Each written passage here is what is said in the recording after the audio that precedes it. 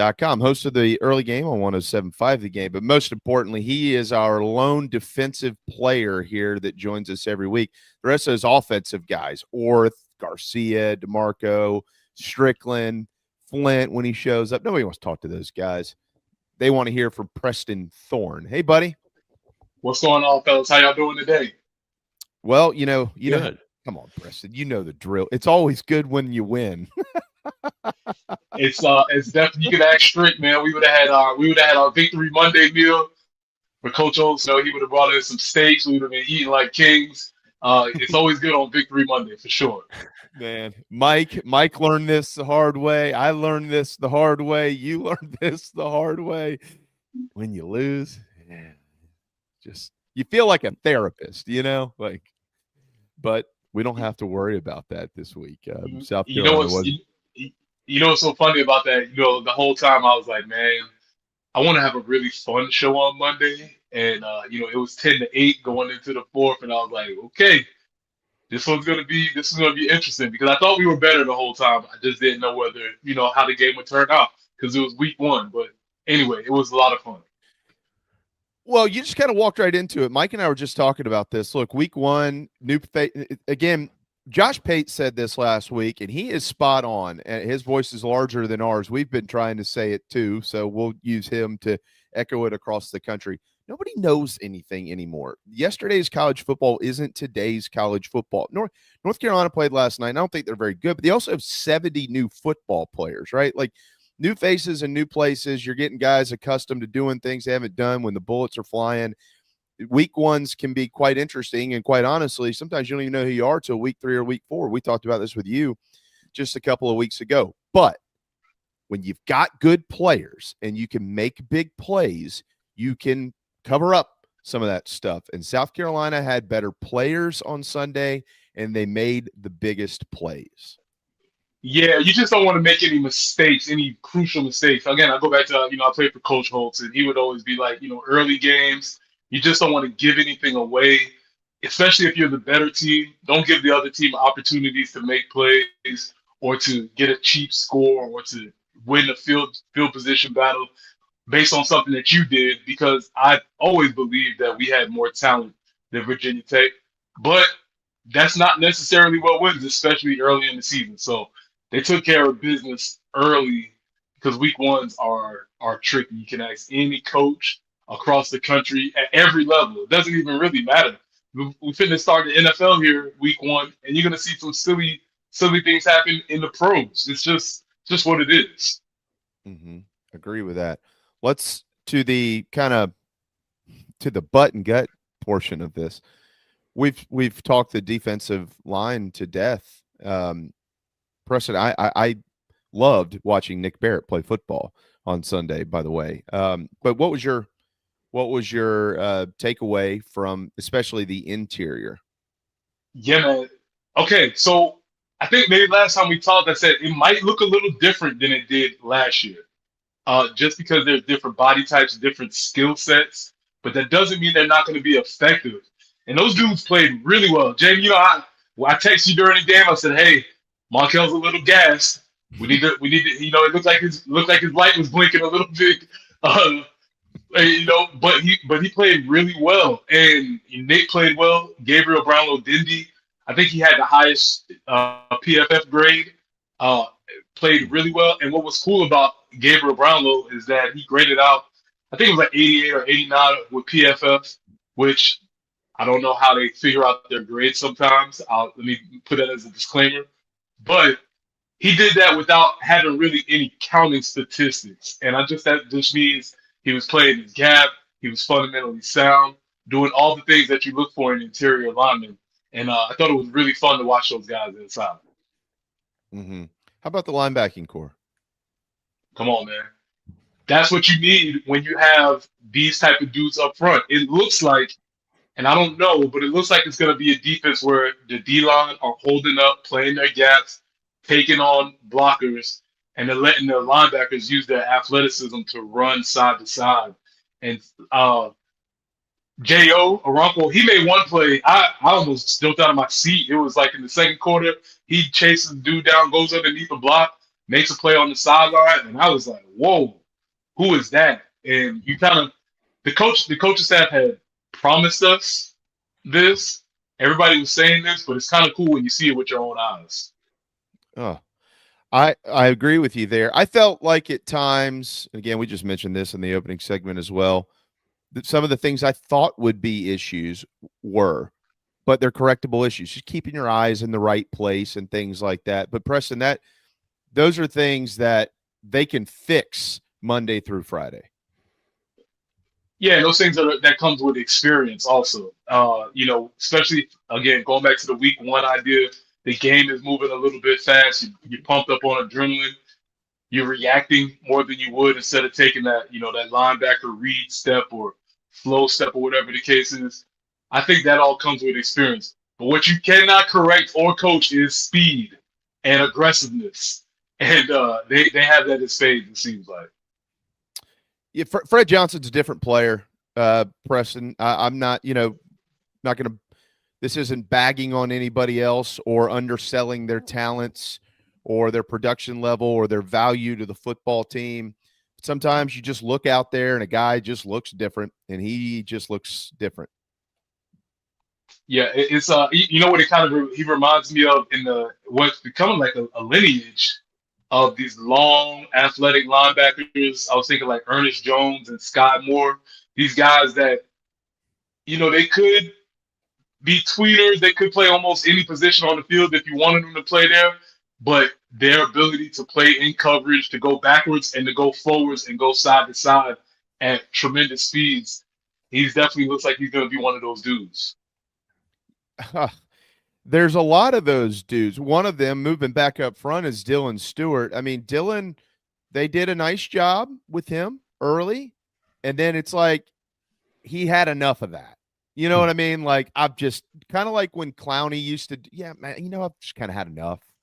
And then he went out there and did what he did in the second half. Was he affected a lot of plays in the second half. My question is, from your standpoint, everybody else, Brian Thomas Jr., Jatius Gear, who had a sack, Desmond Umeozulu. What'd you think about the best of the rest, if you will, at the edge position?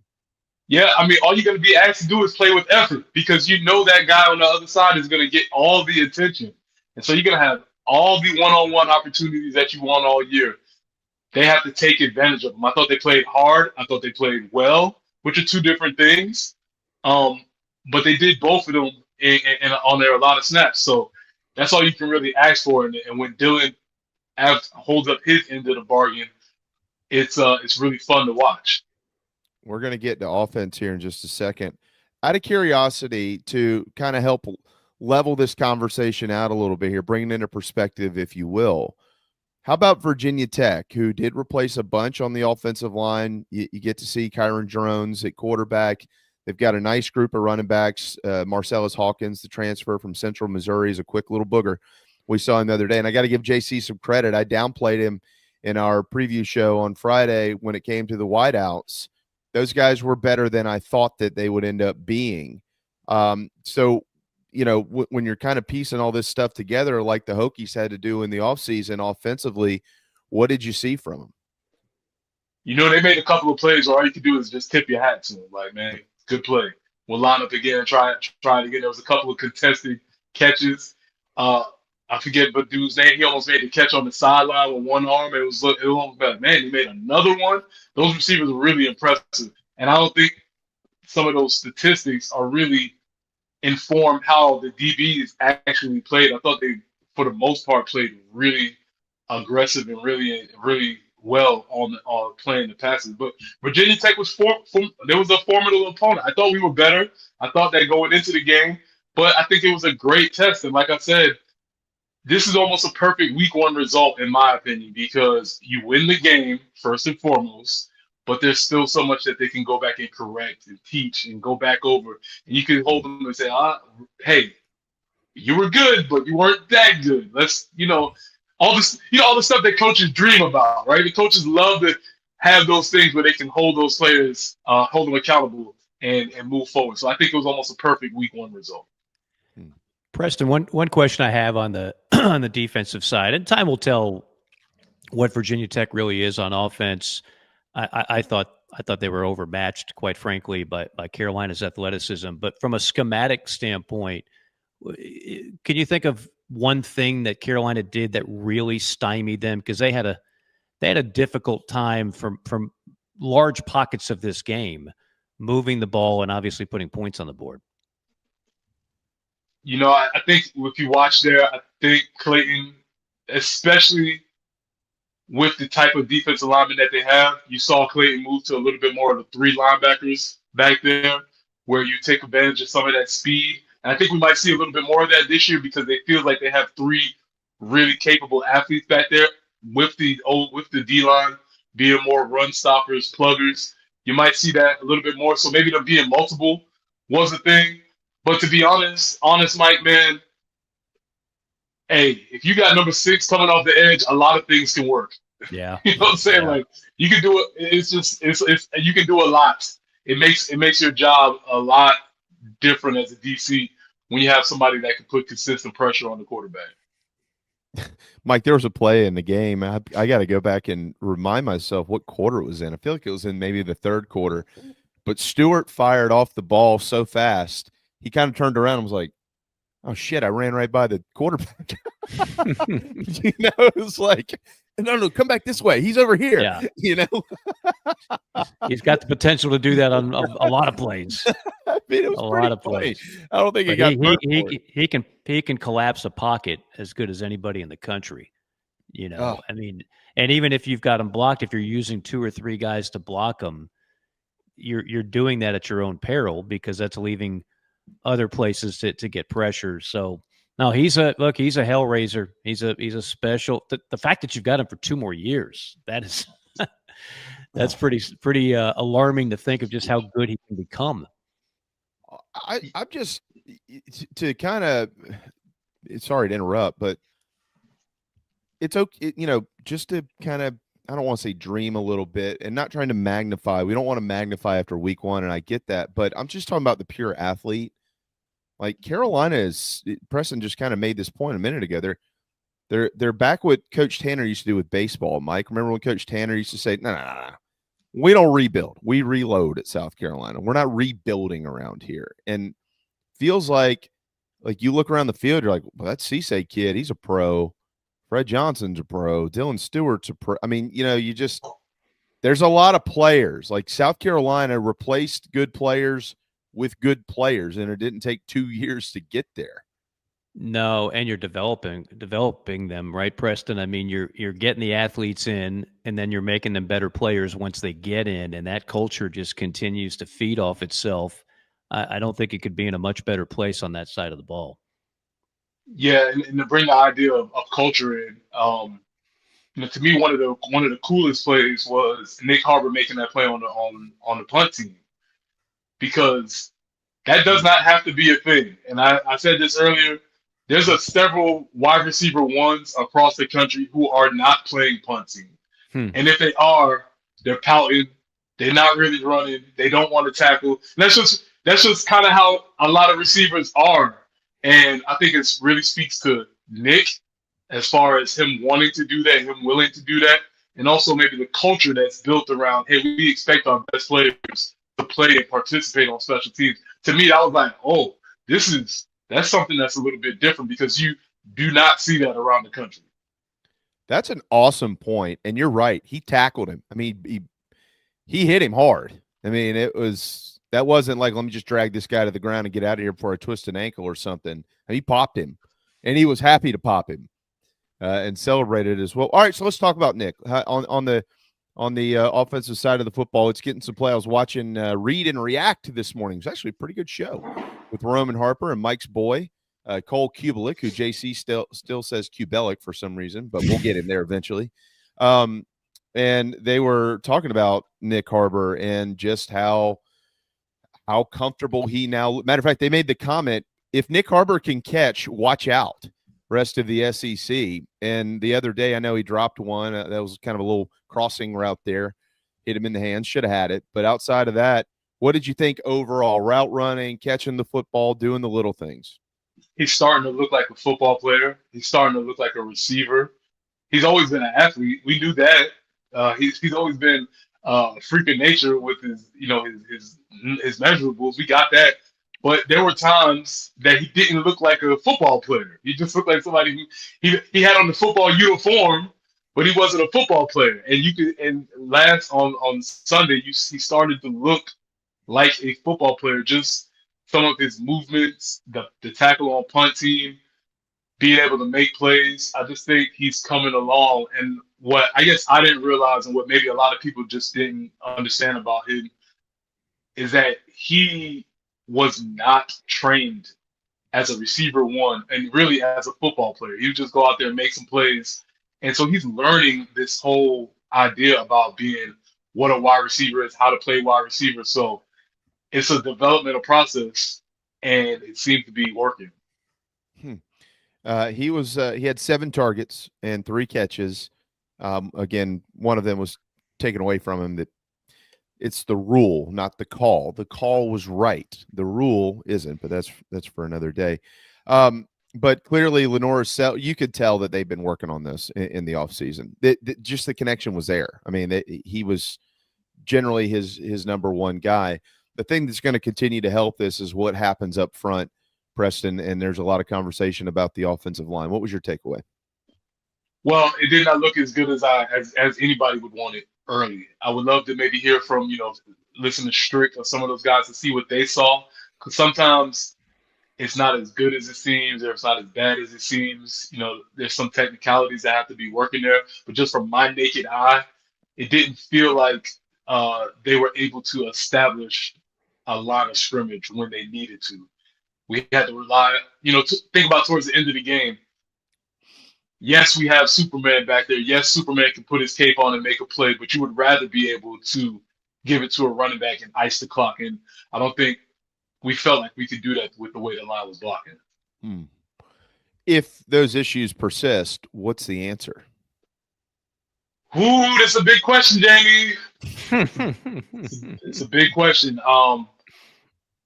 Listen, man, I feel like for the first time in a long time, I could say I've been a part of Carolina now for at least 25 years solidly, right? And we've had some really great linemen. I played with one of the best. I played with Travell Ward, one of the best, right? I say all that to say that for a long time, we didn't know whether we had the actual talent up front. So there was always like, is it the talent? Is it the execution? Is it the coaching? I don't think we can answer that. I don't think we have that same question now. I think they've recruited well. They have the raw talent. And now you have to look at how are they being coached up and developed. And I think that squarely falls on the bullseye has to be on Lonnie Teasley as the offensive line coach.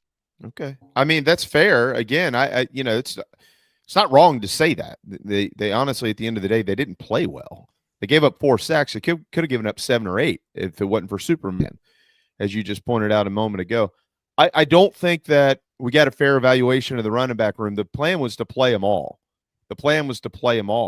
And I don't think that they had that they could.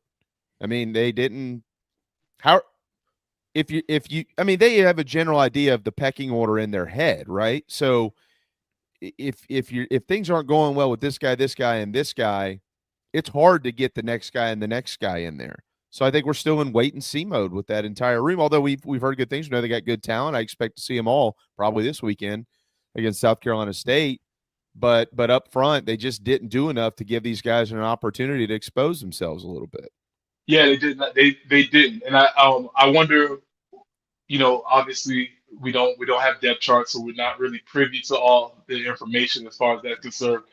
But you don't need depth charts when you watch the game and you see that only 2 of the running backs are taking snaps and not necessarily the others. That could be a rhythm thing. That could be a bunch of information. I'm not going to speculate. I don't know.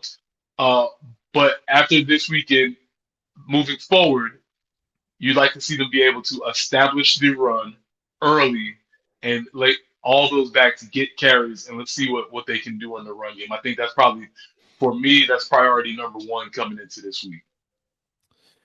Bakari Swain's punt return. We don't see a ton of them. Where do you rank that one? Well, let me do this first.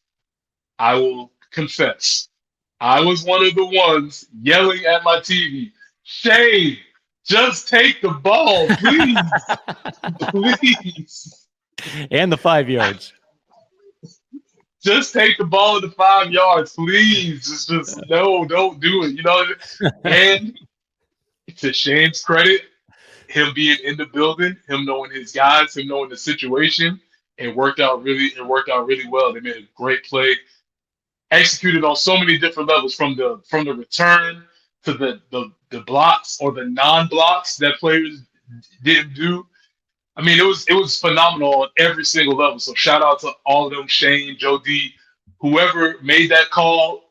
You earned your money, because I was 100% saying no, no, no. I mean, at least you're honest with yourself, and with all of us. That's why we love you. I wouldn't admit that if it was me. But I wanted him to kick it again. I just thought, and here's why.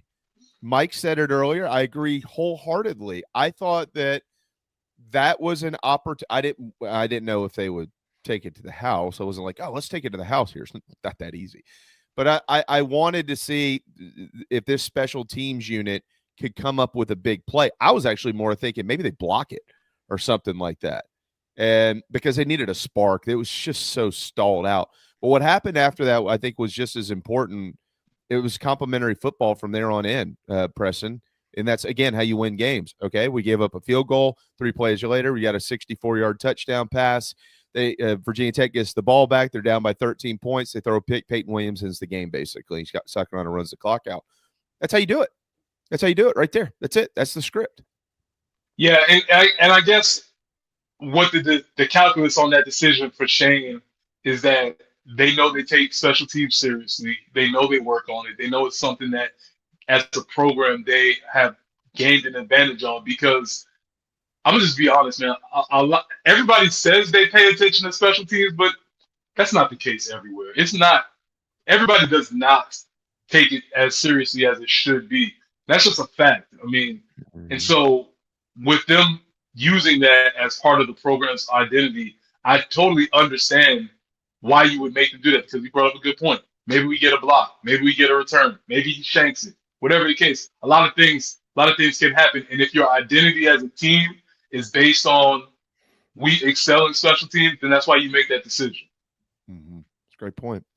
All right. You always, whenever I'm on with you, you always play, put me on the spot, hot take type stuff. So here's one for you.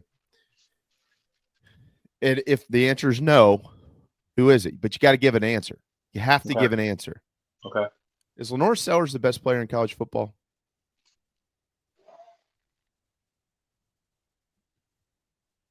I'm trying. You see the wall in my house. You know who I represent. I'm trying not to be. I'm gonna be honest, man. I think he is. I'll tell you this. He's appointment viewing, and I'm not sure how many other players in college football right now are that, where you feel like if you turn the TV on and Norris is playing, something is gonna happen. I was referred to it as like and we haven't. The guy that's the other team makes the other team hold their breath every time he has the ball. Like, something can happen when he makes a play. And I hadn't really considered him I hadn't really thought about him being the best player, but to be honest, last weekend, he was as advertised, whereas the other better players in the country were not. Arch Manning, Jeremiah Smith, whoever, down the line. He was kind of the only one that did what he was advertised to do. Mm-hmm. If Lenore is I feel like they're in what we do, or at least I'm going to speak for myself. I'm not going to speak for anybody else. I feel like there's apprehension to step out on the ledge and say big things like that because he plays for the team that I cover. But I feel like if I was watching Lenore Sellers play for another football team, I'd have no problem saying that. Does that make sense? Absolutely. That's the whole process I just went through. Yeah. In real time, we saw the wheels churning in Preston's head before he just threw out an answer. It's very easy to say on this show, absolutely, of course he is. Preston, in a mode of objectivity, gave it some thought and then gave a conclusion. Yeah. I mean, I think I could say this, Mike. I think we could say this. We mentioned this last week, and I brought one other school into this, and I'm totally taking that school out of it now. There isn't a better combo in the SEC from offensive to defensive stars than Columbia, South Carolina with Dylan Stewart and Lenora Sellers. I mentioned maybe Texas is in that ballpark, but Arch Manning's got a ways to go. He's just still a young kid. Unbelievably talented. I think if we're going to have this conversation, and somebody mentioned in the chat box, you have to talk about Garrett Nussmeier, who was awfully good against Clemson, and that's true. Also should have had, if he gets the touchdown he should have had, I think he throws for 260, accurate as hell, doesn't take many sacks. He's up there. It's a great year for quarterbacks in the SEC overall. Arch withstanding, I don't know what to expect from him, honestly. That was obviously a slice of humble pie, but you got some dudes in the league. There's no doubt. You got some dudes in the league. And look, I don't think this is by far not going to be Lenoris's best game. I mean, he threw for 209 yards. Like, he completed 12 passes. At some point, this offense, I'd like to think, is going to open up. The blocking is going to be better. The weaponry on the outside is going to be better, and this offense is going to look, because this is not going to be good enough against other teams. This might be good enough against Virginia Tech, but if we're keeping it real, that performance is not good enough to beat a number of teams left on the schedule. So this still needs to be a work in progress. Oh, 100%. Preston? Yeah, I agree. I think I totally accept him. As far as Garrett Nussmeier, I think Garrett Nussmeier is awesome. I think he's going to be a tremendous pro. But I'm not turning on the TV just to watch Garrett Nussmeier. No. I think around the country. He might be the most exciting player in the game. I mean, there's no doubt about it. I mean, he's a Superman body and cleats. And again, the reason I don't like the Cam Newton, I covered Cam quite a bit. Cam never moved like Lenora Sellers. Cam's strength running the ball was trucking people. Yeah, straight. Yeah, was straight ahead. Go! I dare you to tackle me. He didn't have the shiftiness of Lenora Sellers. Lenoris is like a scat back in a 6'3", 240-pound frame.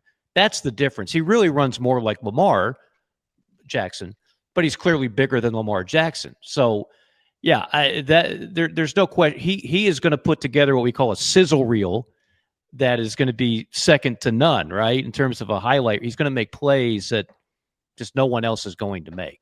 But more importantly, as fans getting dubs, the offense has got to be better. It just does. Virginia Tech is not going to be the best defense you see all year. So, Mike, I guess a question that I haven't answered this, and I don't know what the answer is. Maybe y'all, in your minds, what are you thinking? What do you think? Is this what it's going to have to look like for them? What is the Norris Sellers game going to have to look like for this offense to be successful? Well, I thought Lenoris was fine Saturday. I mean, even the fumble, somebody goes, correct me if I'm wrong, Preston, I didn't watch it a second time, but goes unblocked in the A-gap, or at least beats his man, shoots right through and plows him while he's throwing the ball. That's not a Lenoris Sellers fumble from last year that was just careless holding the ball. That is, I'm trying to make a play, my guy missed his block, I'm getting blown up while I'm trying to throw it. That's not on him. That's on the O-line. I just think the offense, I think the offense as a whole needs to be more lethal. I mean, this is a game without a punt return for a touchdown. You're struggling to put points on the board against a middle-of-the-road ACC defense. That's right. You got LSU in a couple weeks. You got Missouri. Like, there's going to be much greater challenges. And I think week one, Preston, you nailed it. You almost want there to be a little bit of meat left on the bone, so the coaching staff can go in that room, whether it's Shula and the staff, and just say, okay, this was fine, but here's what we missed. Here's what we didn't do. Here's what we need to add in order to be more lethal. I think all those conversations take place between now and the Vanderbilt game in week 3.